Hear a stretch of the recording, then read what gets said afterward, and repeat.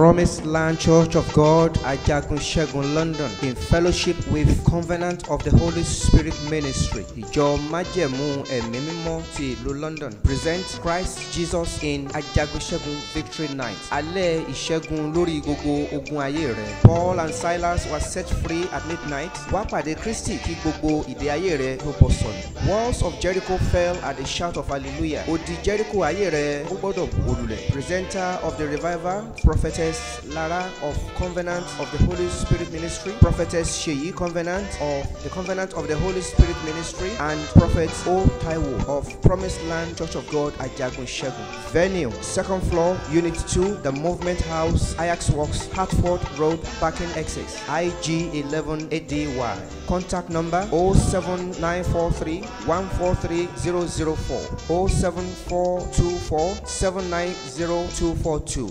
Buses from Barkingtown Station or Barkingtown Centers are bus 5238 366. The nearest bus stop is Barking Tesco and the nearest station is Barking Station. Date, Friday, 8th February 2013. Time, 10 p.m. till late. Christ is the army of our salvation. Shalom. Shalom. Ajagunla,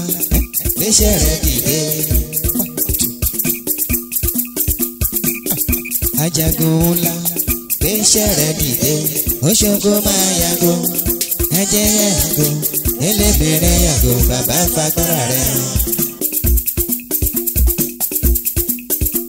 Olùṣègùn Olùṣègùn ní bàbá, Olùṣègùn Olùṣègùn ní ọmọ, Olùṣègùn ní ẹ̀mí mímọ́, Olùṣègùn ní mẹ́ta lọ́kan, Olùṣègùn Olùṣègùn ní bàbá o.